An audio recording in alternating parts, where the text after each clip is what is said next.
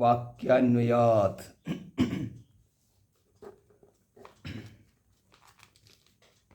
ഇത് ബൃഹദാരണ്യ ഉപനിഷത്തിലെ മൈത്രേയി ബ്രാഹ്മണത്തിൽ പറയപ്പെട്ടിരിക്കുന്ന വാക്യം.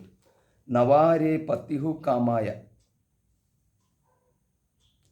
എന്ന് തുടങ്ങിയിട്ട് നവാരേ സർവസ്യ കാമായ സർവം പ്രിയം ഭവതി ആത്മനസ്തു കാമായ സർവം പ്രിയം ഭവതി ആത്മാവാരേ ദ്രഷ്ടവ്യ ശ്രോതവ്യ മന്തവ്യ നിധിധ്യാസിതവ്യ മൈത്രേയി ആത്മനോവാരേ ദർശനേന ശ്രവണേന മത്യ വിജ്ഞാനേന ഇദം സർവം വിദിതം എന്ന്.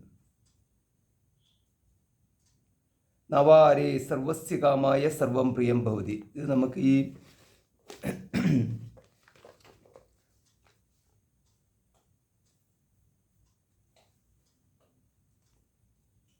യാജ്ഞവൽക്യനും മൈത്രേയി തമ്മിലുള്ള ആ സംവാദം വളരെ പ്രശസ്തമായിട്ടുള്ളതാണ്. ഇവിടെ ചർച്ചയ്ക്ക് വെച്ചിരിക്കുന്നത് എന്തിനെക്കുറിച്ചായിരിക്കുന്നു?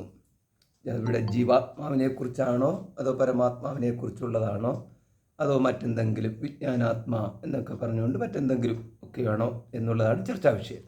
അപ്പോൾ ഇവിടെ ഇത് തീർച്ചയായിട്ടും പരമാത്മാവിനെ തന്നെയാണ് പറഞ്ഞിരിക്കുന്നത് എന്ന് ആരംഭിച്ചിട്ട് അതാണ് വാക്യ അന്വയാത്.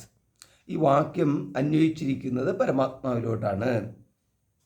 അപ്പോൾ ഈ അന്വയിക്കുക എന്ന് പറഞ്ഞു കഴിഞ്ഞാൽ എന്താണ്? ഇതിൻ്റെ ഉപക്രമ ഉപസംഹാരങ്ങൾ ഇതെല്ലാം കൂടെ ചേർത്ത് വെച്ച് നോക്കിക്കഴിയുമ്പോൾ മാത്രമേ ഇത് എന്തിനെക്കുറിച്ചാണ് പറയുന്നതെന്ന് പറയാൻ പറ്റത്തുള്ളൂ. അതുകൊണ്ട് ആത്മാവാരേ നവാരേ സർവസ്യകാമായ സർവം പ്രിയം ഭവതി ആത്മനസ്തു കാമായ സർവം പ്രിയം ഭവതി. ഇപ്രകാരം പറയുന്ന ഇവിടെ നവാരേ പത്യുഹു കാമായ പതി പ്രിയ ഭവതി എന്നുള്ള രീതിയിലാണ് തുടങ്ങുന്നത്. അപ്പോൾ ഇവിടെ നമുക്ക്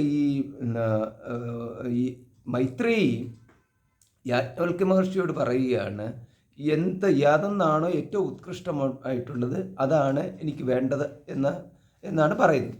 അപ്പോൾ ഇപ്രകാരം പറഞ്ഞു കഴിഞ്ഞപ്പോൾ ഈ പ്രിയത്തിൻ്റെ കാരണം എന്താണെന്ന് അന്വേഷിച്ചു പോകാനുള്ള ഒരു ഉപദേശം ആണ് നമുക്കിവിടെ ആദ്യവും കാണുന്നത്. അപ്പോൾ നമുക്ക് ഒന്നിനോട് ഇഷ്ടപ്പെട്ടു കഴിഞ്ഞാൽ ആ ഇഷ്ടപ്പെടുന്നു എന്നത് വെച്ചുകൊണ്ടാണ് ഇവിടെ ചോദ്യം ഉണ്ടാകുന്നത്. അപ്പോൾ നമ്മളിവിടെ ഒരു കാര്യം മനസ്സിലാക്കേണ്ടത്, വിരക്തനായിട്ട് യാജ്ഞവൽക്യ മഹർഷി വീട് വിട്ടിറങ്ങി പോവുകയാണ്.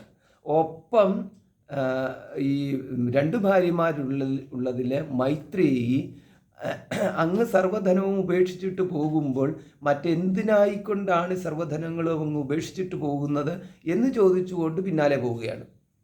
അപ്പം ധനത്തെ സ്വീകരിച്ചിരിക്കാൻ മൈത്രേയി തയ്യാറാകുന്നില്ല.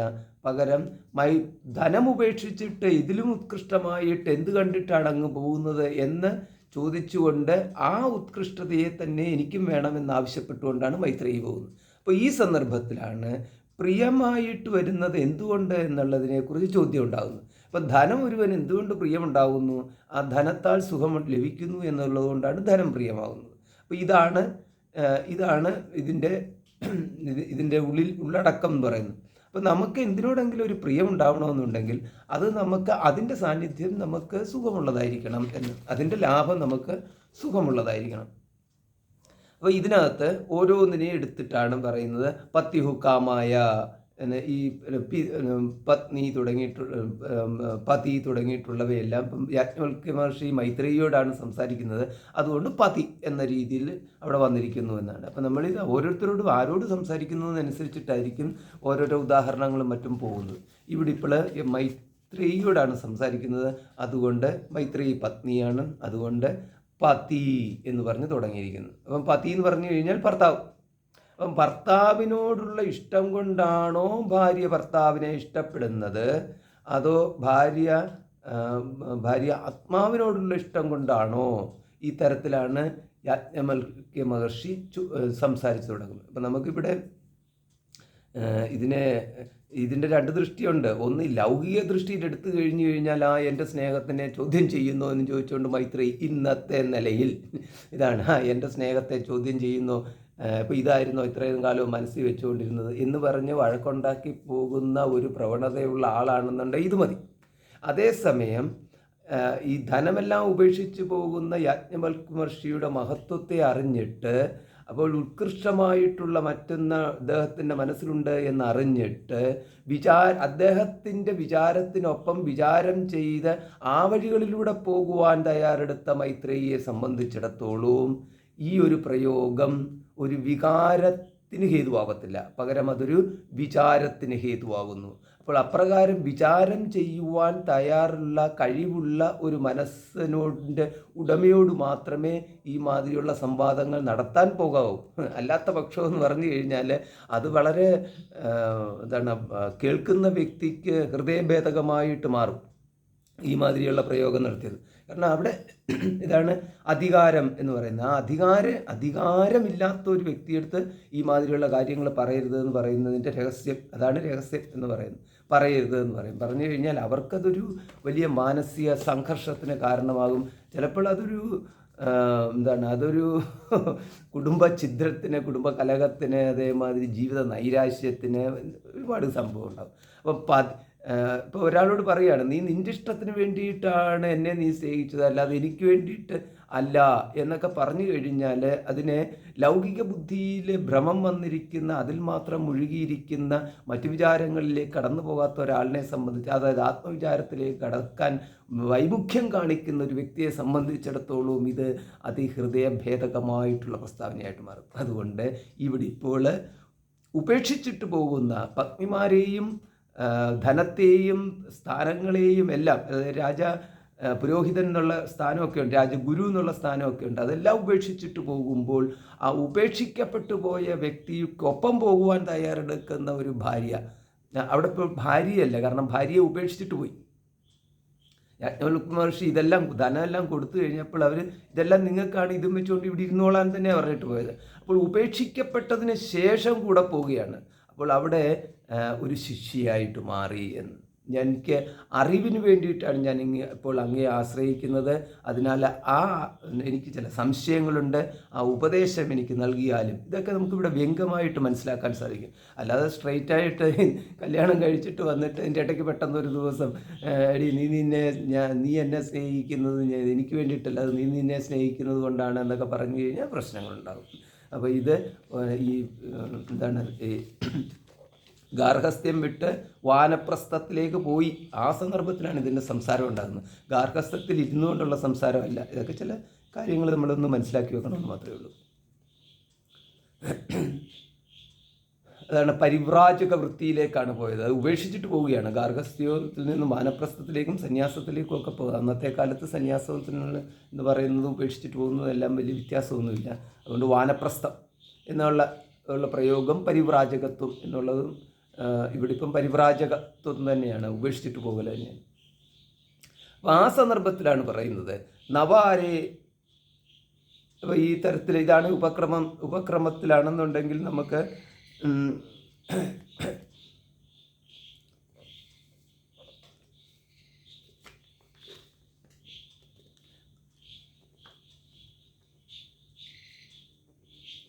നമുക്കിവിടെ കാണാൻ സാധിക്കും. അമൃതത്വസ്യ തു നാശാസ്തി വിത്തേന, മോക്ഷത്തിനായിട്ട് ധനം കൊണ്ട് ആശിച്ചിട്ട് ഫലമില്ല എന്ന് യാജ്ഞവൽക്യ മഹർഷി ഉപദേശിച്ചു. അപ്പോൾ അമൃതത്വസ്യ നാശാസ്തി വിത്തേന ധനം കൊണ്ട് മോക്ഷപ്രാപ്തി സാധ്യമല്ല എന്ന് യാജ്ഞവൽക്യ മഹർഷി ഉപദേശിച്ചു. അപ്പോൾ ഇത് കേട്ട് കഴിഞ്ഞപ്പോൾ ഏനാഹം ന അമൃതാസ്യാം കിമഹം തേന കുര്യാം യദേവ ഭഗവൻ വേദ തദേവ മേ ബ്രൂഹി. ഏതൊരു ധനത്താൽ ഞാൻ ആ മോക്ഷത്തെ നേടുകയില്ലയോ ആ ധനം കൊണ്ട് എനിക്കെന്ത് കാര്യം? ഭഗവാൻ ഏതിനെ മോക്ഷസാധനമായിട്ട് അറിയുന്നുവോ അതെനിക്ക് ഉപദേശിച്ചു തന്നാലും എന്നു മൈത്രേയി പറയുന്നു. അതായത് ഏനാഹം ന അമൃതസ്യാം കിമഹം തേന കുര്യാം എന്ന്, ഈ അമൃതത്തിനെ ഞാൻ എന്തിനാൽ നേടാൻ സാധിക്കും? യദേവ ഭഗവൻ വേദ, യാതൊന്നിനെ അങ്ങ് അറിയുന്നുവോ? യദേവ ഭഗവൻ വേദ, അല്ലയോ ഭഗവൻ അങ്ങ് യാതൊന്നിനെ ഈ മോക്ഷത്തിനായിട്ട് ഉള്ള മാർഗമായിട്ട് അറിയുന്നുവോ? തദേവ മേ ബ്രൂഹി, അതെൻ്റെ അടുത്ത് ഉപദേശിച്ചാലും, ബ്രൂഹി പറഞ്ഞാലും എന്ന്.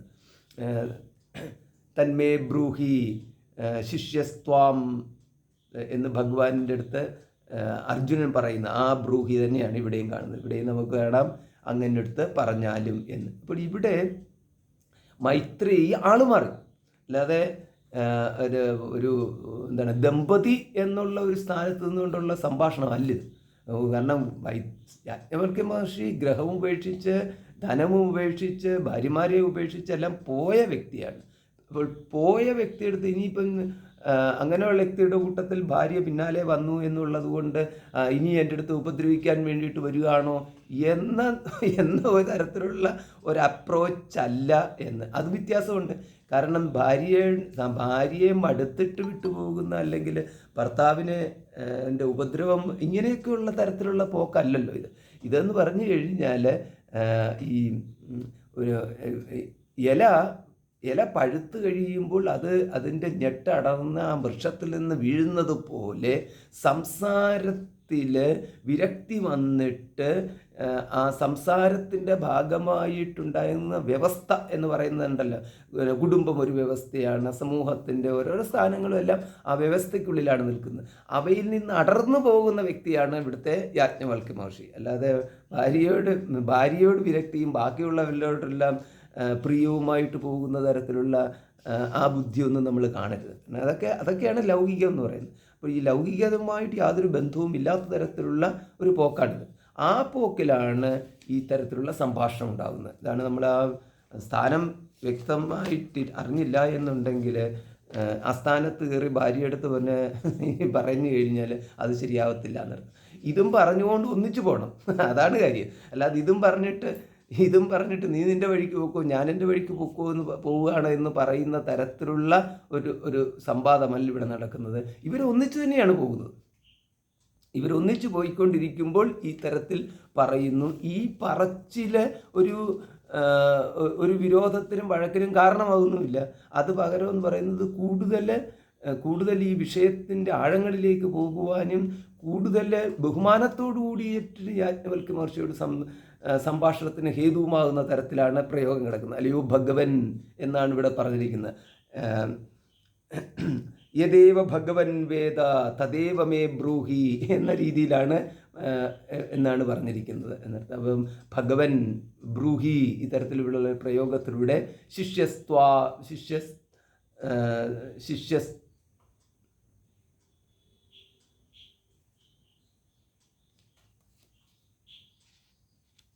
അങ്ങയുടെ ശിഷ്യനാണ് എന്ന് ഭഗവാന്റെ അടുത്ത് ഗീതയിൽ അർജുനൻ പറഞ്ഞത് പോലെയുള്ള ഒരു പ്രയോഗം നമുക്കിവിടെയും കാണാം.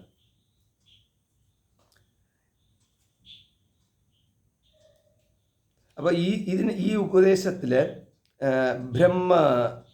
ബ്രഹ്മതം പരാദാദ്യോ അന്യത്രാത്മനോ ബ്രഹ്മവേദ, ആത്മാവിൽ നിന്ന് അന്യമായിട്ട് ബ്രഹ്മത്തെ ആരറിയുന്നുവോ എന്നിങ്ങനെ ഉപദേശിച്ചുകൊണ്ട് ആ ഉപദേശം ഇങ്ങനെ പോവുകയാണ്. ഇതം സർവം യദയമാത്മാ, ആത്മാവെന്നത് യാതൊന്നാണോ അത് തന്നെയാണ് ഇത് മുഴുവനും. ഇതം സർവം യദ അയമാത്മാ, ഇതെല്ലാം ഈ ആത്മാ തന്നെയാകുന്നു എന്ന് പറഞ്ഞിരിക്കുന്നു.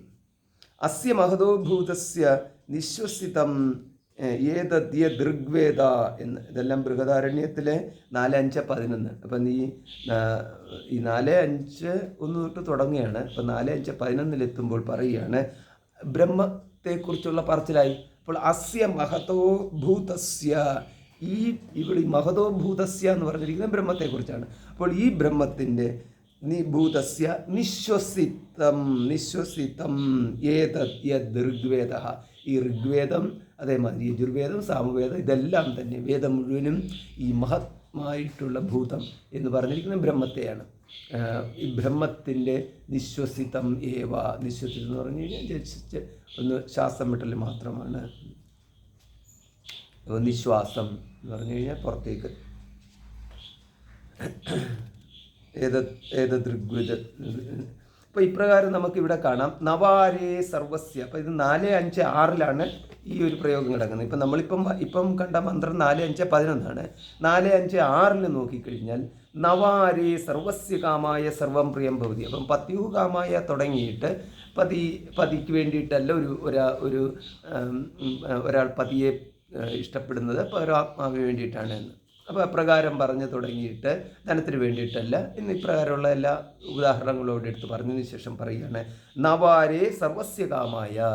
അപ്പോൾ ഈ ഒന്നിൻ്റെയും അതിൻ്റെ പ്രിയത്തിന് വേണ്ടി അതിന് വേണ്ടിയിട്ടല്ല ഒരാൾ അതിനെ ഇഷ്ടപ്പെടുന്നത്. പ്രിയം ഭവതി സർവസ്യ കാമായ സർവം പ്രിയം ഭവതി. അപ്പോൾ അതിനെ ഇഷ്ടപ്പെടുന്നത് അതിനു വേണ്ടിയിട്ടല്ല. ആത്മസ്തു കാമായ സർവം പ്രിയം ഭവതി.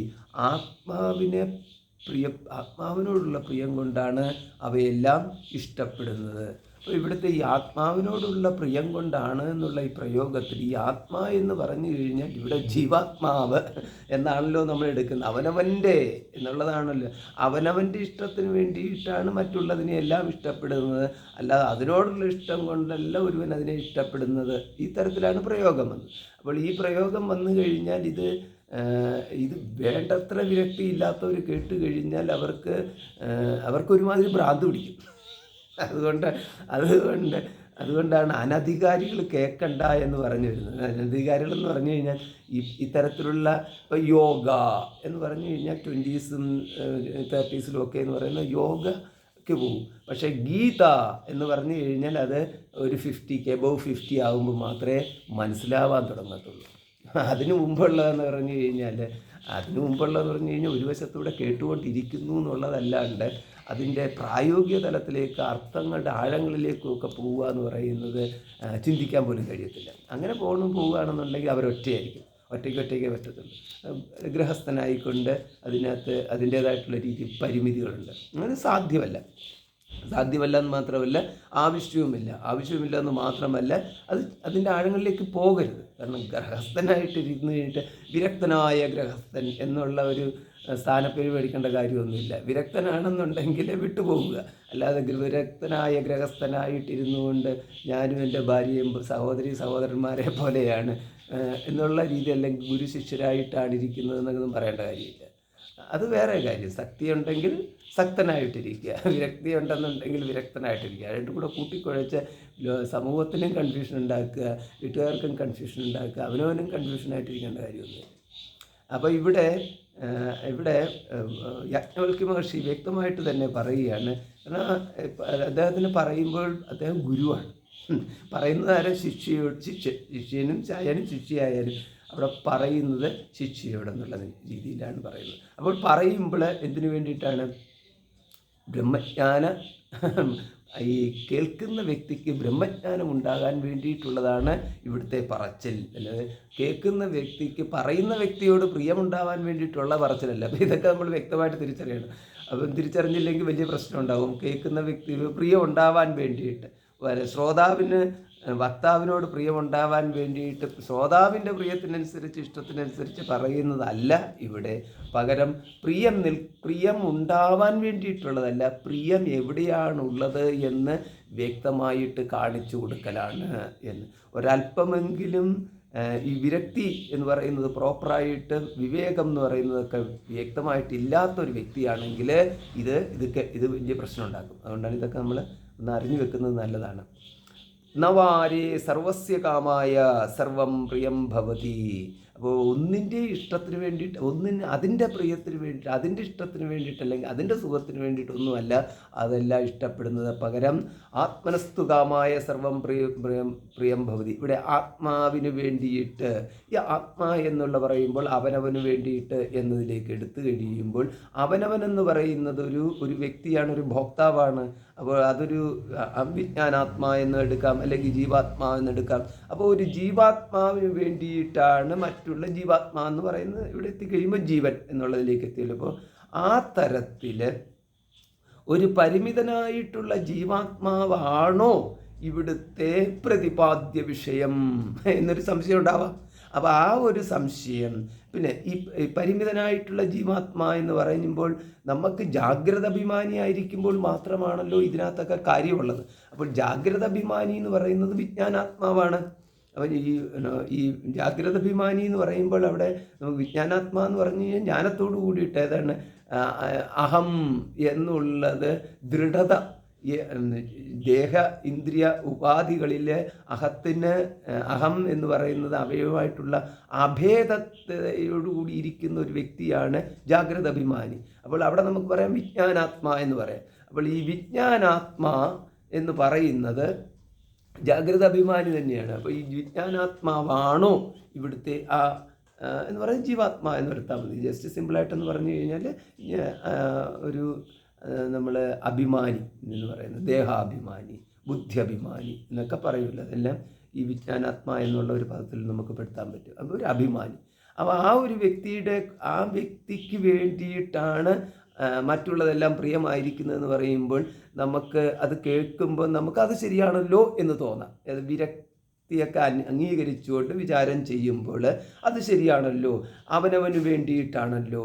അപ്പോൾ എനിക്ക് ഇന്ദ്രിയങ്ങളുടെ സുഖത്തിന് വേണ്ടിയിട്ട്, ഇന്ദ്രിയങ്ങൾ എന്ന് പറഞ്ഞു കഴിഞ്ഞാൽ ചക്ഷുരാദികളുടെ സുഖത്തിന് വേണ്ടിയിട്ട് ദർശന സുഖം കിട്ടുന്നതിനോലേക്ക് നോക്കുന്നു. പിന്നെ ദർശന സുഖം കിട്ടാത്തടത്തു നിന്ന് കണ്ണുകൾ പിൻവലിക്കുന്നു. അപ്പോൾ നമ്മൾ ഒരു ഭീകര ദൃശ്യം കണ്ടു, ഒരു ആക്സിഡൻറ്റ്, രക്തത്തിലെല്ലാം കുളിച്ച് കിടക്കുന്ന ഭീകരനെ കണ്ണോടെ തന്നെ നമ്മൾ കാണാൻ വയ്യാതെ ഒരു വശത്തേക്ക് മാറ്റി.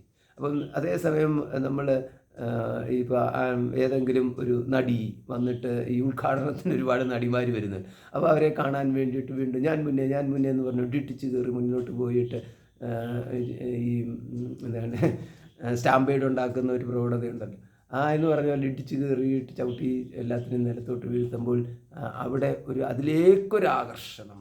പിന്നെ മറ്റേ ദൃശ്യം കണ്ടു കഴിഞ്ഞപ്പോൾ അതിൽ നിന്ന് ആകർഷണത്തിൻ്റെ എതിർവശം വികർഷണം എന്നാണെങ്കിൽ അതിൽ നിന്നൊരു പിന്മടങ്ങൽ എന്ന് പറയും. അപ്പോൾ ഇങ്ങനെ നോക്കിക്കഴിയുമ്പോൾ അവിടെ നിൽക്കുന്നത് ഭോക്താവായ ഞാനാണല്ലോ. അപ്പോൾ ഈ ജാഗ്രത അഭിമാനിയായ ഞാൻ, ആ ജാഗ്രത അഭിമാനിയായ ഞാനാണോ ഇവിടെ പറഞ്ഞിരിക്കുന്ന ആത്മാവ്, അതോ മറ്റേതെങ്കിലും ഒന്നാണോ? അപ്പോൾ ഈ ജാഗ്രത അഭിമാനിയായിട്ടുള്ള ആത്മാവിനെ അറിഞ്ഞു കഴിഞ്ഞാൽ അത് നമുക്കിപ്പോൾ അറിയാവുന്നൊരു കാര്യമാണ്. അഹം എന്ന് പറഞ്ഞു കഴിഞ്ഞാൽ ആർക്കും അറിയാൻ വയ്യാത്തത്. നമ്മൾ സാധാരണഗതിയിൽ പറഞ്ഞു കഴിഞ്ഞാൽ എല്ലാ വ്യക്തിക്കും അറിയാം. അതുകൊണ്ട് അതിനകത്തൊരു കൺഫ്യൂഷൻ ഉണ്ടാവേണ്ട കാര്യമില്ല. പിന്നെ അപ്പോൾ അറിയാവുന്ന ഒരു ആത്മാവ് എന്ന് പറയുന്നത് നമ്മുടെ അഭിമാനി ആയിട്ടുള്ള ഏതൊരു വ്യക്തിയാണോ അതാണ്. ആ വ്യക്തിക്ക് വേണ്ടിയിട്ടാണ് എല്ലാത്തിനും ഇഷ്ടപ്പെടുന്നതെന്ന് പറഞ്ഞു കഴിഞ്ഞാൽ ആദ്യം ഒന്ന് കേൾക്കുമ്പോൾ ശരിയാണെന്ന് പറയുന്നു. അതിൽ പിന്നെ അവസാനിക്കുന്നു. അവിടെ തന്നെ അന്വേഷണം അവസാനിക്കുന്നു, ചോദ്യം അവസാനിക്കുന്നു, അന്വേഷണം അവസാനിക്കുന്നു. അത് വെച്ചുകൊണ്ട് അറിയേണ്ടതായിട്ടോ അന്വേഷിക്കേണ്ടതായിട്ടോ യാതൊന്നുമില്ല. പക്ഷേ ഇവിടെ അതല്ല പറഞ്ഞിരിക്കുന്നത്. ഇവിടെ പറഞ്ഞിരിക്കുന്ന ആത്മാ അപ്രകാരം പറഞ്ഞിരിക്കുന്ന ജീവാത്മാവല്ല, പരമാത്മാവാണ് എന്നുള്ളതാണ് ഇവിടുത്തെ ഈ മന്ത്രത്തിൻ്റെ അർത്ഥം. ആത്മനസ്തു കാമായ സർവം പ്രിയം ഭവതി ആത്മാവാരേ ദ്രഷ്ടവ്യഃ. അപ്പോൾ ആ ആത്മാവാണ് ദ്രഷ്ടവ്യഃ. അവിടെ ദ്രഷ്ടവ്യ എന്ന് പറഞ്ഞു കഴിഞ്ഞാൽ അറിയേണ്ടതാണ്.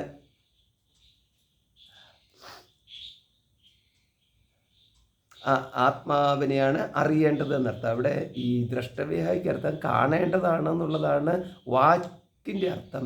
പക്ഷേ വാക്കിൻ്റെ അർത്ഥം എന്ന് പറഞ്ഞാൽ ചക്ഷുരിന്ദ്രിയം കൊണ്ട് അല്ലെങ്കിൽ മനസ്സുകൊണ്ട് കാണേണ്ടത് എന്നുള്ള അർത്ഥമല്ല. പകരം ഇവിടെ അപരോക്ഷ ആത്മാവാണ്, അപരോക്ഷ ബ്രഹ്മമാണ്. അപ്പോൾ ആ തരത്തിലാണ് കാണേണ്ടതെന്ന് എടുക്കണം. അങ്ങനെ എടുക്കുന്നു പറഞ്ഞു കഴിഞ്ഞാൽ അപരോക്ഷ ആത്മാവിനെയാണ് അറിയേണ്ടത് എന്നാണ് മനസ്സിലാക്കേണ്ടത്. ആത്മാവാരേ ദ്രഷ്ടവ്യഃ. അപ്പോൾ ആ ദർശനത്തിന് എങ്ങനെ സാധ്യമാവുന്നു എന്ന്. അപ്പോൾ അതുകൊണ്ട് നമുക്ക് കണ്ണുകൊണ്ടാണ് കാണേണ്ടതെന്നുണ്ടെങ്കിൽ കണ്ണു മതി, മനസ്സുകൊണ്ടാണ് അറിയേണ്ടതെന്നുണ്ടെങ്കിൽ മനസ്സ് മതി. പക്ഷെ ഇവിടുത്തേത് ആത്മാവാരെ ദ്രഷ്ടവ്യഃ എന്ന് പറയുമ്പോൾ ഈ ആത്മാവിനെ അറിയണം, കാണേണ്ടത് എന്ന് പറഞ്ഞാൽ അറിയേണ്ടത്. അപ്പോൾ അറിയേണ്ടത് എങ്ങനെയെന്ന് ചോദിച്ചു കഴിഞ്ഞാൽ അതിന് മറ്റൊരു ഉപായവും പാടില്ല. മറ്റൊരു ഉപായത്തിലോട്ട് പോയി കഴിഞ്ഞാൽ തെറ്റിപ്പോകും. അതിന് ഒരേ ഒരു ഉപായമേ ഉള്ളൂ. ആ ഉപായമാണ് ആത്മാവാരേ ഇവിടെ അരേ ദ്രഷ്ടവ്യഃ. ഇപ്പം അരേ എന്നുള്ള പ്രയോഗമാണ്. അരേ എന്ന് പറഞ്ഞു കഴിഞ്ഞാൽ ഇവിടെ മൈത്രിയോടാണ് പറയുന്നത്, അതുകൊണ്ടാണ് അരേ എന്ന് പറഞ്ഞിരിക്കുന്നത്. അതുകൊണ്ട് ഇതിപ്പം ജനക മഹാരാജാവിനോടാണ് പറയുന്നതെന്നുണ്ടെങ്കിൽ തന്നെ സന്ദർഭത്തിനനുസരിച്ച് വേണം ഈ വാക്കുകളൊക്കെ പ്രയോഗിക്കാൻ. സൗമ്യ എന്ന് പറയുമ്പോൾ പുത്രനോട് പറയുമ്പോഴാണ് സൗമ്യ എന്ന് വരുന്നത്. ഇവിടെ ഇപ്പം പത്നിയോടാണ് പറയുന്നത്, അത്രയ്ക്കുള്ള ഒരു ഇൻറ്റിമസി എന്ന് പറയുമല്ല എന്ന് പറയുന്നാൽ അത്രയ്ക്കൊരു ഒരു ഒരു അടുപ്പം ഉള്ളത് കൊണ്ടാണ് ഈ അരേ എന്നുള്ള പ്രയോഗം വന്നത്. അരി എന്ന് പറഞ്ഞു കഴിഞ്ഞാൽ നമ്മൾ പുല്ലിംഗത്തിലാണെങ്കിൽ എടാ എന്ന് പറയാം, സ്ത്രീലിംഗമായതുകൊണ്ട് എടി എന്ന് പറയാം. അതുകൊണ്ട് ആ തരത്തിലുള്ളൊരു പ്രയോഗം. അരേ ദ്രഷ്ടവ്യ, അപ്പം ആത്മാ ദ്രഷ്ടവ്യ, ആത്മാവിനെയാണ് കാണേണ്ടത് എന്ന്. ഇവിടെയാണ് തവ്യപ്രയോഗം, തവ്യനീയറഹ എന്നുള്ള ആ ഒരു സൂത്രം ഉണ്ടല്ലോ, അതോട് തവ്യപ്രയോഗമാണ് ഇവിടെ ഉള്ളത്. ആത്മാവാരേ ദ്രഷ്ടവ്യ, ആത്മാവിനെയാണ് കാണേണ്ടത്. അപ്പോൾ ഈ മാൻഡേറ്ററി ആയിട്ടുള്ളതാണ് ഈ തവ്യത് പ്രയോഗം എന്ന് പറയുന്നത്. കാണേണ്ടതാണ്, പോകേണ്ടതാണ് എന്നൊക്കെയുള്ള പ്രയോഗം വരുമ്പോൾ, അപ്പോൾ ഇവിടെ ഒരു കമാൻഡ് ഉള്ള പോലെ നീ കണ്ടിരിക്കണം എന്നുള്ള രീതിയിലുള്ള പ്രയോഗമാണോ എന്ന് പറഞ്ഞു കഴിഞ്ഞാൽ ഒരു വിധി വന്നിട്ടുണ്ടോ എന്ന്. അങ്ങനെയല്ല, ഒരു വിധിച്ചായ എന്ന് മാത്രമേ ഉള്ളൂ. ഇവിടെ എന്ന് പറഞ്ഞാൽ ആത്മാവിനെയാണ് അറിയേണ്ടത്, ആത്മാവാരെ ദ്രഷ്ടവ്യ എന്ന് പറഞ്ഞു കഴിഞ്ഞാൽ ഒരുവന് എന്നാൽ കണ്ടേക്കാം എന്ന് പറഞ്ഞു കഴിഞ്ഞാൽ കാണാൻ പറ്റത്തില്ലല്ലോ. അപ്പോൾ പിന്നെന്ന് പറഞ്ഞാൽ അവിടെ ഒരു വിധിച്ചായ മാത്രമേ ഉള്ളൂ. അപ്പം പിന്നെ അതിനെ അറിയേണ്ടതെന്ന് പറഞ്ഞു കഴിഞ്ഞാൽ ഇപ്പം എങ്ങനെയാണ് അറിയേണ്ടതെന്ന് പറഞ്ഞു കഴിഞ്ഞാൽ ശ്രോതവ്യ, ആദ്യമായിട്ട് കേൾക്കണം. അപ്പോൾ ഈ ഒരു പദം മിസ് ചെയ്തു പോകരുത്. ശ്രോതവ്യ, അതിന് ശേഷമാണ് മന്തവ്യ. അപ്പോൾ ഒന്ന് കേൾക്കണം, പിന്നെ മന്തവ്യ മനനം ചെയ്യണം, പിന്നെ നിധിധ്യാസിതവ്യ, പിന്നെ നിധിധ്യാസനം ചെയ്യണം. നിധിധ്യാസനം എന്ന് പറഞ്ഞു കഴിഞ്ഞാൽ ഇതിൻ്റെ ഈ ചേർക്കാത്ത മോരും മുതിരയും പോലെ അല്ലേ, മോരും മുതിരയും പോലെ എല്ലാം വേറിട്ട് നിൽക്കുന്ന ഒരു പ്രതീതി അവശേഷിക്കുന്നുണ്ടെങ്കിൽ അതുണ്ടാവാതിരിക്കാൻ വേണ്ടിയിട്ടാണ് ധ്യാനവും ധ്യേയവും ധ്യാതാവും എല്ലാത്തിൻ്റെയുള്ള അഭേദതയെ ബോധിപ്പിക്കുന്നതാണ് ഇവിടെ ഈ നിധിധ്യാസനം എന്ന് പറയുന്നത്. അപ്പോൾ നിധിധ്യാസിതവ്യ മൈത്രേയി, എന്നിട്ട് മൈത്രേയോട് പറയണ മൈത്രേയി, അരേ മൈത്രേയി, മൈത്രേയി ആത്മനോ വാരേ ദർശനേന, ഈ ആത്മാവിൻ്റെ ദർശനത്താൽ. അപ്പോൾ ആത്മാവാരേ ദ്രഷ്ടവ്യ എന്ന് പറഞ്ഞതിൻ്റെ തന്നെ ഒരു ആവർത്തനം പോലെ നമുക്ക് കാണാം ഇവിടെ. ആത്മനഃ ദർശനേന, ഈ ആത്മാവിൻ്റെ ദർശനത്താൽ, ശ്രവണത്താൽ, മത്വ ചിന്തിച്ചിട്ട്, മത്വ വിജ്ഞാനേന വിജ്ഞാനം ചെയ്തിട്ട്, ഇതം സർവം വിദിതം, ഇത് മുഴുവനും അറിയുന്നു എന്ന്. അപ്പോൾ ആത്മാവിനെ അറിഞ്ഞാൽ, യാതൊന്നിനെ അറിഞ്ഞാൽ എല്ലാം അറിഞ്ഞതായി തീരുമോ? ആത്മാവിനെ അറിഞ്ഞാൽ ഇതെല്ലാം അറിഞ്ഞതായി തീരുമെന്നാണ് വാക്യത്തിൻ്റെ അവസാനത്തിൽ കിടക്കുന്നത്. ഇതം സർവം വിജ്ഞാതം ഭവതി എന്നുള്ള വിദിതം ഭവതി എന്നുള്ള അർത്ഥത്തിലേക്കാണ് പോകുന്നത്. ഇത് മുഴുവനും അറിഞ്ഞതാകുന്നു എന്ന്. അപ്പോൾ ഈ ഇതം സർവം വിജ്ഞാതം ഭവതി എന്ന് പറഞ്ഞു കഴിയുമ്പോൾ ഇത് മുഴുവൻ അറിയണമെന്നുണ്ടെങ്കിൽ അതും ഇതും വേറെയാണെങ്കിൽ അതിനെ അറിഞ്ഞാൽ ഇതറിയത്തില്ല, ഇതിനെ അറിഞ്ഞാൽ അതറിയത്തില്ല. അപ്പോൾ ഇത് മുഴുവൻ അറിയണമെന്നുണ്ടെങ്കിൽ അവശേഷിക്കുന്നില്ല, ഒന്നും അറിയേണ്ടതായിട്ട് അവശേഷിക്കുന്നില്ല. അറിയേണ്ടതായിട്ട് അവശേഷിക്കാത്തവ പതിയെയും പത്നിയെയും ധനത്തെയും ഒക്കെ ഈ ഇതം സർവത്തിൽ പെടുത്തണം. അപ്പോൾ ഇതം സർവം എന്ന് പറയുന്നത് നിസ്സാരമായ വാക്കല്ല. അപ്പോൾ ജീവാത്മാവെന്നും പരമാത്മാവെന്നും ഈ ദേഹാത്മാവെന്നും ദേഹമെന്നും ഒക്കെ പറയുന്നതിനകത്തെല്ലാം ഇത് ഇതം സർവം എന്ന പ്രയോഗത്തിൽ നമ്മൾ കാണണം. അങ്ങനെ കണ്ടു കഴിയുമ്പോഴാണ് ജീവാത്മാ എന്താണെന്ന് നമുക്ക് മനസ്സിലാക്കാൻ സാധിക്കും. അല്ലാത്തവற்றும் ജീവാത്മാ എന്താണെന്ന് മനസ്സിലാക്കാൻ സാധിക്കാൻ പറ്റത്തില്ല. പ്രാണൻ എന്താണെന്നും ജീവാത്മാ എന്താണെന്നും ദേഹം എന്താണെന്നും ലോകം എന്താണെന്നും ഭൂതം എന്താണെന്നും ദേവൻ എന്താണെന്നും സൃഷ്ടാവ് എന്താണെന്നും സൃഷ്ടി എന്താണെന്നും ഇപ്പം ഗതി എന്താണെന്ന്, അത് ഗതി എന്ന് പറഞ്ഞു കഴിഞ്ഞാൽ ജീവാത്മാവിൻ്റെ ഗതി. ഉത്ക്രാമന്തം സ്ഥിതം വാ എന്നുള്ള ആ പ്രയോഗമുണ്ടല്ലോ, അത് പോകുമ്പോഴാണെങ്കിലും നിൽക്കുമ്പോഴാണെന്നുണ്ടെങ്കിൽ ഇങ്ങനെയുള്ള ഈ ഗതി, അതായത് ദേഹപതനാതൂർധം ജീവാത്മനഃ ഗതി എന്നുള്ള ആ ഒരു പ്രയോഗമുണ്ടല്ലോ. ഈ ജീവാത്മാവിൻ്റെ ഗതി ഉണ്ടോ ഇല്ലയോ, ഗതി ഉണ്ടോ ഇല്ലയോ എന്നായിരുന്നു നചികേതസിൻ്റെ സംശയം. അപ്പോൾ അതിനകത്ത് ഗതി ഉണ്ടെന്നും പറയാം ഗതി ഇല്ലെന്നും പറയാം എന്നുള്ളതായിരുന്നു യമധർമ്മരാജാവിൻ്റെ ഉപദേശം. ഗതി ഉണ്ടെന്ന് പറഞ്ഞു കഴിഞ്ഞാലോ, ഗതി ഉണ്ടെന്ന് പറഞ്ഞാൽ ജീവാത്മാവിൻ്റെ ഗതി എന്നുള്ളതാണ്. പിന്നെ ഗതി ഇല്ലെന്ന് പറഞ്ഞാലോ, ഗതി ഇല്ലെന്ന് പറഞ്ഞു കഴിഞ്ഞാൽ പരമാത്മാവിൻ്റെ സ്വരൂപമാണത്. അപ്പോൾ ആ ഒരു തരത്തിൽ അനന്യപ്രോക്തേ ഗതിരത്ര നാസ്തി എന്നാണ്. അനന്യമായിട്ട് പറഞ്ഞാൽ പിന്നെ ഗതിയൊന്നുമില്ല. ഇനി ഗതി ഉണ്ടെന്നുണ്ടെങ്കിൽ സ്ഥാണുമന്യേനു സംയന്തേ യഥാ കർമ്മ യഥാശ്രുതം. അപ്പം എന്ന് പറഞ്ഞു കഴിഞ്ഞാൽ യോനിമന്യേനു സംയന്തേ എന്നുള്ള ശരീരത്വായ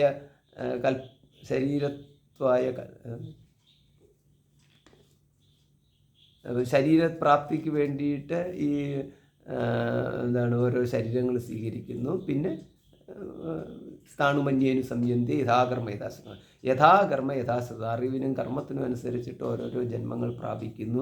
ഗതിയുള്ളവന്, ഗതി എന്ന് പറയുന്ന യാത്രയാണ്, അല്ലാതെ മറ്റൊരു ഗതി കെട്ടവൻ എന്നുള്ള അർത്ഥത്തിൽ നമ്മൾ ഈ സാധാരണ ഇപ്പം ഗതി കെട്ടവൻ എന്നുള്ള രീതിയിൽ അത് മോശമാക്കി മാറ്റിക്കളഞ്ഞു. അപ്പോൾ ആ തരത്തിലുള്ള ഗതി കെട്ടവനല്ല ഇവിടുത്തെ ഗതിയില്ലാത്തവന്. ഇവിടുത്തെ ഗതിയില്ലാത്തവനെന്ന് പറഞ്ഞു കഴിഞ്ഞാൽ പോകേണ്ട സ്ഥലമില്ലാത്തവനായിട്ട് മാറുക എന്ന് പറഞ്ഞു കഴിഞ്ഞാൽ അവനില്ലാത്തടമായിട്ട് ഒരിടവും ഇല്ലാത്തത് കൊണ്ടാണ് അവൻ പോകാൻ സാധ്യമല്ലാത്ത തരത്തിൽ നിൽക്കുന്നത്. എവിടെ ചെന്നാലും അവനാണ് അവിടെ ഉള്ളത്. അവൻ്റെ ഉള്ളിലാണ് സർവ്വലോകങ്ങളും എന്ന് കണ്ടു കഴിയുമ്പോൾ സർവ്വഭൂതങ്ങളും സർവ്വലോകങ്ങളും അവനാണ് എന്ന് കണ്ട്, അപ്പോൾ അവനാണെന്ന് പറഞ്ഞു കഴിഞ്ഞാൽ അവിടെ പോയി അവനെ സാക്ഷാത്കരിക്കുക. സ്വർഗത്ത് പോയിട്ടോ ഇത് ഞാനാണല്ലോ എന്ന് പറയേണ്ട ഒരു സ്ഥിതിയില്ല. പകരം സ്വർഗം എന്നിലാണ്, ഞാനാണ് എന്ന രീതിയിൽ. സ്വർഗം എന്നിലെന്ന് പറഞ്ഞു കഴിഞ്ഞാൽ സർവ്വതും വിജ്ഞാനത്തിലാണ് നിൽക്കുന്നത്. വിജ്ഞാനത്തിന് ഉപരിയായിട്ട് മറ്റൊന്നിനും സാധ്യമല്ല. കാരണം ജ്ഞാനത്തിൽ നിൽക്കാത്ത, ഞാനേ പ്രതിഷ്ഠിതം സർവം എന്നുള്ളതാണ്. ജ്ഞാനത്തിൽ നിൽക്കാത്തതായിട്ടൊന്നുമില്ല. നമ്മൾ ഇവിടെ എന്ത് നമുക്കുണ്ട് എന്ന് പറയണമെന്നുണ്ടെങ്കിൽ അത് ജ്ഞാനത്തിൽ തന്നെ ഉണ്ടാവണം. അത് ഇവിടെ ഈ പരിമിതമായ ജീവാത്മാവിൻ്റെ ജ്ഞാനത്തിൽ നിന്നുള്ളതല്ല, ജസ്റ്റ് നമുക്ക് ജ്ഞാനം എടുക്കുക. അപ്പം ജ്ഞാനം എവിടെ ഒരു വസ്തുവിൻ്റെ അസ്തിത്വം ജ്ഞാനത്തിൽ പ്രതിഷ്ഠിതമാണ്. അപ്പം സദ്രൂപം എന്ന് പറഞ്ഞു കഴിഞ്ഞാൽ ചിദ്രൂപവുമായിട്ടുള്ളൊരു അഭേദത്വമുണ്ട്. അപ്പോൾ ഒന്നുണ്ട് എന്ന് പറയുന്നുണ്ടെങ്കിൽ അതുണ്ടെന്ന് പറയാൻ ഒരു ജ്ഞാനം വേണം, അത്രയേ ഉള്ളൂ. അപ്പോൾ നോക്കിക്കഴിയുമ്പോൾ നമുക്ക് എല്ലാത്തിനെയും കാണാം. എല്ലാം പ്രതിഷ്ഠിക്കപ്പെട്ടിരിക്കുന്നത് ജ്ഞാനത്തിലാണ്. ജ്ഞാനമാത്മാ ഭിന്നമാണ്, ആത്മാവിൽ നിന്നും ഭിന്നമായിട്ടൊരു ജ്ഞാനം വേറെയില്ല. അപ്പോൾ ആത്മനി പ്രതിഷ്ഠിതം സർവം എന്നുള്ളത് നമുക്ക് ഈസി ആയിട്ട് കണ്ടെത്താൻ സാധിക്കും. ഇതിനു വേണ്ടിയിട്ട് നമ്മൾ ശീർഷാസനം ചെയ്തിട്ട് ഇങ്ങനെ നിൽക്കേണ്ട കാര്യമില്ല. ശീർഷാസനം ചെയ്യുന്നത് ശരീരത്തിന് കൊള്ളാം, ഇത് വെച്ചിട്ട് ആത്മജ്ഞാനത്തിന് വേണ്ടിയിട്ട് ഇത് നിൽക്കേണ്ട കാര്യമില്ല. ആത്മജ്ഞാനത്തിന് വേണ്ടിയിട്ടാണെങ്കിൽ ശ്രോതവ്യ മന്തവ്യ നിധിത്യാസിതവ്യ, അതാണ് മാർഗം. അല്ലാതെ അവിടെ മറ്റു പരിപാടികൾക്കൊന്നും പ്രസക്തിയില്ല. ആരെ ബലി കൊടുക്കണം, എത്ര ആടിനെ ബലി കൊടുക്കണം, എത്ര കോഴിയെ ബലി കൊടുക്കണം, എന്നിട്ട് ഈ നിവേദ്യം വെക്കുമ്പം കിണ്ടി ഏത് വശത്തോട്ട് വെക്കണം, വിളക്കിന് തിരി എത്ര വേണം, ഈ മാതിരിയുള്ളതൊക്കെ എന്ന് പറയുന്നത് അത് മറ്റു മേഖലകളിലാണ് നിൽക്കുന്നത്. അതൊന്നും ഈ ആത്മജ്ഞാന വിഷയത്തിൻ്റെ ഭാഗമല്ല. ആത്മജ്ഞാനത്തിൻ്റെ ഭാഗവേദ ഇത്രയേ ഉള്ളൂ. ശ്രോതവ്യ മന്തവ്യ നിധിധ്യാസിതവ. ഏതിനെക്കുറിച്ച്? ആത്മാവിനെക്കുറിച്ച്, അല്ലാതെ മറ്റുള്ളതിനെക്കുറിച്ച് കേട്ടിട്ട് കാര്യമില്ല. ആത്മാവാരെ ദ്രഷ്ടവ്യ എന്നുള്ളത്, അത് കേട്ടിട്ട്. അല്ലാതെ ഒന്നിനെ അറിഞ്ഞിട്ട് മറ്റതിനെ അറിയാമെന്ന് പറഞ്ഞാൽ സാധ്യമല്ല. വിളക്കിൻ്റെ തിരിയുടെ എണ്ണം നോക്കി കഴിഞ്ഞ് കഴിഞ്ഞാൽ അത് വെച്ച് ആ വഴിക്ക് ഞാൻ ആത്മാവിനെ അറിഞ്ഞോളാം എന്ന് പറഞ്ഞു കഴിഞ്ഞാൽ എന്ത് സംബന്ധമാണുള്ളതെന്നാണ്. അത് അതിൻ്റെ വഴിക്ക് പോകും, ഇതിൻ്റെ വഴിക്ക് പോകും. അപ്പോൾ ഇവിടെ അറിയേണ്ടത് ആത്മാവിനെയാണെന്നുണ്ടെങ്കിൽ കേൾക്കേണ്ടത് ആത്മാവിനെയാണ്. കേട്ട ആത്മാവിനെക്കുറിച്ച് വേണം ചിന്തിക്കാനുള്ളത്. കേൾക്കാത്ത ആത്മാവിനെ, കേൾക്കുക എന്ന് പറഞ്ഞു കഴിഞ്ഞാൽ പഠിക്കുക എന്നർത്ഥം, അല്ലാതെ മറ്റൊന്നുമില്ല. ഞാൻ കേട്ടു ഇങ്ങനെ ആ തരത്തിലുള്ള കേൾവിയല്ല. ഇവിടെ ശ്രോതവ്യ എന്ന് പറഞ്ഞു കഴിഞ്ഞാൽ അത് ഒരു ഉപദേശഗ്രഹണമാണ് ശ്രോതവ്യ എന്ന് പറയുന്നത്. അത് അല്പജ്ഞാനം കൊണ്ട് അനന്തരം അത് വിചാരം ചെയ്ത് വലുതാക്കി എടുക്കുക എന്നുള്ളതല്ല ഇവിടുത്തെ ഉദ്ദേശം. അത് അങ്ങനെയുണ്ട്, ചിലത് നമ്മൾ അങ്ങനെ മനസ്സിലാക്കണം. അതായത് ഒരു വിത്ത് നമുക്ക് കിട്ടി, ഇനിയിപ്പോൾ അത് വളർത്തി വൃക്ഷമാക്കേണ്ട നമ്മുടെ ഉത്തരവാദിത്വമാണ് എന്നുള്ള രീതിയിൽ ഒരു ഉപദേശം, ഒരു വാക്യം കിട്ടി, ആ വാക്യം കൊണ്ടുപോയിട്ട് ഇനി അത് ഊതി ഊതി ഊതി നമ്മൾ ഈ ഒരു തരി അഗ്നി കിട്ടിയിട്ട് അത് ഊതി ഊതി ഊതി വികസിപ്പിച്ചൊരു അഗ്നി ഗോളമാക്കി ഒരു മാറ്റുന്നത് പോലെ ഒരു തരി ജ്ഞാനം എല്ലാ ഗുരുവും അവരുടെ ശിഷ്യന്മാർക്ക് കൊടുത്തു. അതിനുശേഷം ഈ ശിഷ്യൻ ഇരുന്നുകൊണ്ട് ഊതി ഊതി ഊതി ഊതി ഊതി ഊതി ജ്ഞാനം വികസിപ്പിച്ചെടുക്കും. അങ്ങനെയല്ല. ഇത് ആദ്യം തൊട്ട് അവസാനം വരെയുള്ളത് മുഴുവൻ പഠിക്കണം. പഠിച്ചതിന് ശേഷം അതുകൊണ്ട് ആത്മാവാരെ ശ്രോതവ്യ എന്ന് പറഞ്ഞു. അപ്പോൾ ശ്രോതവ്യ എന്ന് പറയുന്നത് ജ്ഞാനപര്യന്തം എന്നാണ് ശ്രവണം പറഞ്ഞിരിക്കുന്നത്. അതുകൊണ്ടാണ് ശ്രുവിചാരേ എന്നുള്ള അർത്ഥം കേൾക്കുന്നത്. നമുക്ക് ശ്രവണേ എന്നുള്ള അർത്ഥമുണ്ട്, അതുപോലെ ശ്രുവിചാരേ എന്നുള്ള അർത്ഥമുണ്ട്. വിചാരം ചെയ്യുക എന്നുള്ളത് ഇതിനകത്ത് കിട്ടും എന്ന് പറഞ്ഞു കഴിഞ്ഞാൽ നമുക്ക് ശ്രവണം എപ്പോൾ തുടങ്ങണം, ശ്രവണം എങ്ങനെ കൊണ്ടുപോകണം, ശ്രവണം എവിടെ നിർത്തണം, ശ്രവണം. അപ്പം ശ്രവണം എന്ന് പറഞ്ഞു കഴിയുമ്പോൾ അത് നമ്മൾ ഒന്ന് ശ്രവിച്ചതിന് ശേഷം പിന്നെ ജീവിതകാലം മുഴുവൻ മനനവും നിധ്യാസനത്തിന് വേണ്ടിയിട്ട് നമ്മൾ ശ്രവണം നിർത്തിപ്പോവുകയല്ല ചെയ്യുന്നത്. പകരം ശ്രവിക്കുന്നു, മനനം ചെയ്യുന്നു, നിരിധ്യാസനം ചെയ്യുന്നു, ശ്രവിക്കുന്നു, മനനം ചെയ്യുന്നു, നിരിധ്യാസനം ചെയ്യുന്നു, ജ്ഞാനപര്യന്തം, ജ്ഞാനം കിട്ടുന്നിടം വരെ നമ്മളത് ചെയ്തുകൊണ്ടേയിരിക്കണം എന്നുള്ളത്. അപ്പോൾ അതുകൊണ്ടാണ് ഇവിടെ നമുക്ക് എങ്ങനെ ചിന്തിക്കണം ആത്മാവിനെക്കുറിച്ച് എന്നുള്ളത് നമുക്ക് ശ്രവണത്തിലൂടെ മാത്രമേ മനസ്സിലാവാൻ പറ്റത്തുള്ളൂ. സർവം കല്ലിതം ബ്രഹ്മ, അയമാത്മാ ബ്രഹ്മ തുടങ്ങിയിട്ടുള്ള ശ്രുതിവാക്യങ്ങളുടെ അർത്ഥം ജസ്റ്റ് വാച്യാർത്ഥം കിട്ടി എന്നുള്ളത് കൊണ്ടോ അല്ലെങ്കിൽ ഇതിൻ്റെ ലക്ഷണാർത്ഥവും കൂടെ പറഞ്ഞു എന്നുള്ളത് കൊണ്ടോ അത് ശ്രോതാവിൻ്റെ അധികാരത്തിനനുസരിച്ച് മാത്രമേ മനസ്സിലാക്കിയെടുക്കാൻ പറ്റത്തുള്ളൂ. ശ്രോതാവിൻ്റെ അധികാരം എന്ന് പറഞ്ഞാൽ ഇത്രയേ ഉള്ളൂ.